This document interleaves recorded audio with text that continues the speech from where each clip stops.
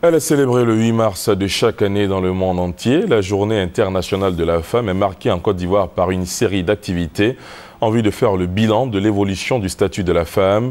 Le lancement a eu lieu aujourd'hui en présence de la première dame de Côte d'Ivoire, Dominique Ouattara. C'était au Palais de la Culture de Treichville. Le point avec Abiba Dambélé-Sawé. Le Palais de la Culture de Treichville a accueilli cet après-midi la première dame pour sa première sortie de l'année 2013. C'était à l'occasion du lancement officiel des festivités de la Journée internationale de la femme, célébrée le 8 mars de chaque année. Une journée qui permet d'évaluer les progrès réalisés pour la promotion de la femme et mesurer les défis à relever.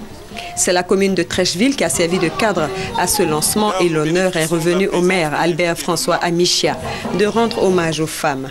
Nous profitons de cette tribune pour faire un plaidoyer en faveur de la création dans les administrations publiques et parapubliques d'un service du genre pour la prise en compte stratégique des besoins et atteintes des femmes, facteur d'équité et d'égalité des chances. La ministre de la Solidarité, de la Famille, de la Femme et de l'Enfant, Anne-Désirée Ouloto, a révélé le thème national qui est hommes et femmes ensemble pour une Côte d'Ivoire nouvelle et réconciliée. Un thème qui vient rappeler la nécessité pour les filles et les fils de Côte d'Ivoire d'œuvrer ensemble au développement national et à la cohésion sociale. Ce thème national s'inspire des deux thèmes mondiaux que sont l'élimination et la prévention de toutes les formes de violence à l'égard des femmes et des filles, le partage égal des responsabilités entre les femmes et les hommes, y compris l'accès aux soins dans le contexte du VIH-Sida.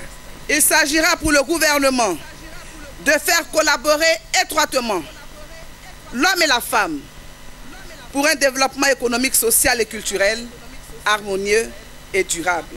La première dame de Côte d'Ivoire, toujours mobilisée pour la cause des personnes vulnérables, a une fois encore dénoncé les violences faites aux femmes et aux filles. La cérémonie de ce jour me donne l'occasion de vous parler d'un sujet qui me préoccupe particulièrement.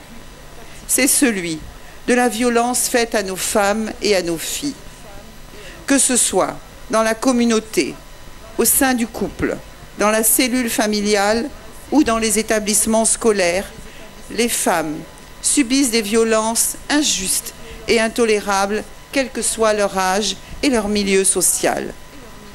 Les violences physiques, sexuelles et psychologiques constituent dans bien des cas une violation grave des droits humains. Je voudrais surtout tirer la sonnette d'alarme sur les violences faites aux filles, à l'école en particulier. Car au-delà des conséquences graves sur leur santé, les violences sexuelles détruisent les perspectives d'avenir de nos jeunes filles qui doivent faire face aux grossesses non désirées. C'est pourquoi j'exhorte solennellement les parents d'élèves et les enseignants à protéger nos enfants contre ce mal qui prend de l'ampleur dans notre pays. Des sujets graves, mais qui n'ont en rien enlevé le côté festif de cette cérémonie de lancement de la Journée internationale de la femme, journée qui sera célébrée officiellement en Côte d'Ivoire le 21 mars dans la ville de Touba.